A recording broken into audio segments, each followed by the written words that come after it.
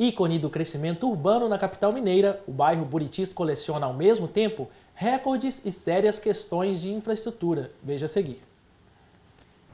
Até a década de 70, esta paisagem de arranha-céus, hoje chamada de bairro Buritis, era apenas o espaço de uma imensa fazenda. Entre os anos de 93 e 96, aqui foi considerado o maior canteiro de obras da América Latina. Em 2010, o censo do IBGE revelou o segundo bairro mais populoso de Belo Horizonte. Um desenvolvimento urbano acelerado que modificou totalmente o cenário. A história do Buritis pode ser um exemplo da história brasileira do crescimento das nossas cidades, né? Que rapidamente nós passamos de um país que era predominantemente rural para um país predominantemente urbano. Para este morador, a escolha pelo bairro como local de moradia teve um motivo especial. Então, na avenida não tinha nada, o comércio, quando abria, ele não vingava, porque o número de pessoas que frequentava aqui era pequeno e tudo.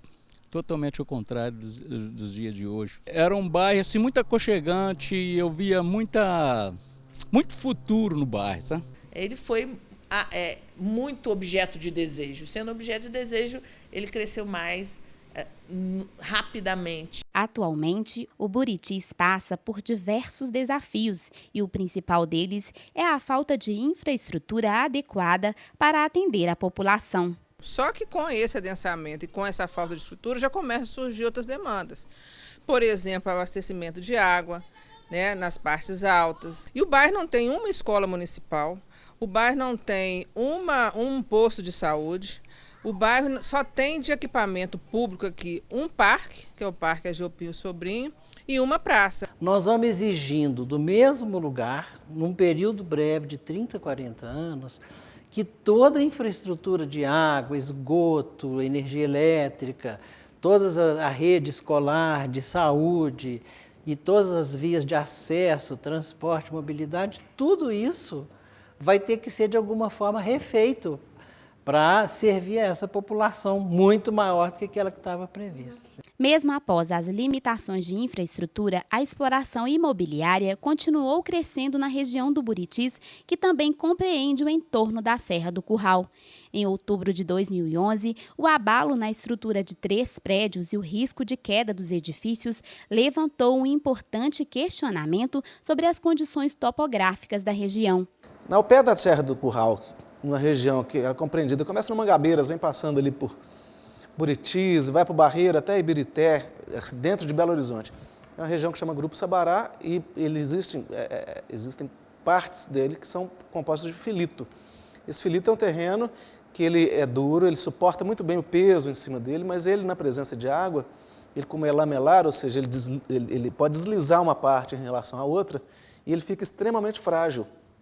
Então, compromete a edificação ou edificações na presença de água. As famílias que moravam nos prédios ameaçados tiveram que abandonar a residência e o caso está na justiça. Este especialista visitou o local e fala sobre suas impressões. Sabe-se que o prédio já tinha algum probleminha antes, embora não sabe qual a dimensão desse problema, tanto é que alguns reparos foram feitos. Pela experiência nossa, pelo que a gente viu no local, pelo que a gente observou, houve uma presença maciça de água no dia daquele acidente principal. Para evitar uma exploração exagerada dos limites do bairro, a Associação de Moradores reivindicou a mudança na Lei de Uso e Ocupação do Solo para reduzir o percentual de novas construções. Porque cai o potencial construtivo, né? O que era de 1,7, nós conseguimos derrubar para 1,0. Foi um ganho muito grande. Casos de construções em risco devem ser tratados como um alerta para futuros compradores de imóveis em qualquer área da cidade. Quando a gente vai comprar um imóvel, seria muito recomendável que as pessoas fizessem uma pesquisa, por exemplo, quem fez o projeto desse imóvel, o cálculo estrutural dele. Vem o CREA, faz uma consulta pelo nome, existe alguma denúncia em relação a esse profissional, ele é uma pessoa idônea, quais outros prédios ele já fez, a própria construtora. E algumas mais renomadas têm marca, mas várias outras não têm marca conhecida no mercado. Então vamos ver também que prédios que essa consultora fez, quem mora nesses prédios, como é que eles são satisfeitos em relação ao atendimento da consultora no pós-venda dela. Para este morador, o caso dos prédios ameaçados é fato isolado. Apesar dos desafios, ainda é possível encontrar bons motivos para viver no Buritis. É um bairro que tem uma oferta de comércio e de serviço de grande porte, quer dizer, se a gente não quiser, não precisa sair do bairro para estudar, para comprar, para obter serviços. É um bairro de jovens, é um bairro que tem um nível cultural elevado, né?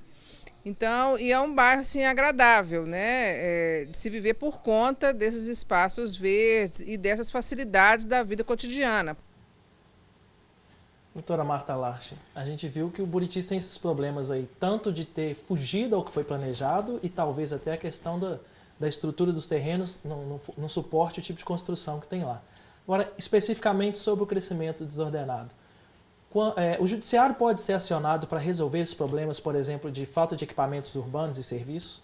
Bom, inicialmente, em relação ao caso do Buritis, é importante que se diga que ele foi concebido como um bairro para residências unifamiliares na década de 70, né?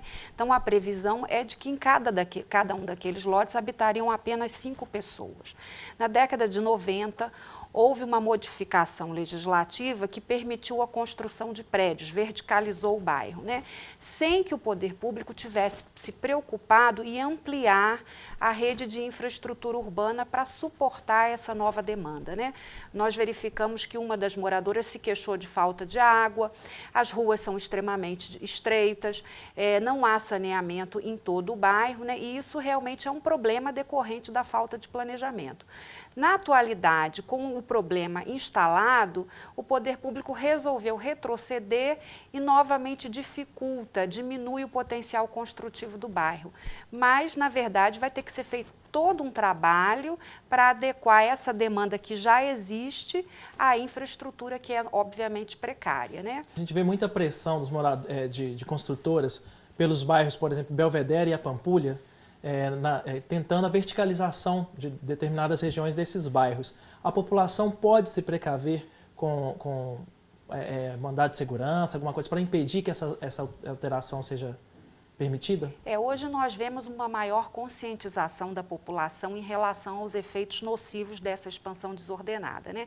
Eles estão mais organizados através de associações de bairro e, na grande maioria das vezes, eles têm atuado como grupo de pressão para que a legislação não seja alterada, né? Seja através de um acompanhamento mais efetivo dos projetos de lei que tramitam nas câmaras, seja recorrendo ao judiciário propriamente dito.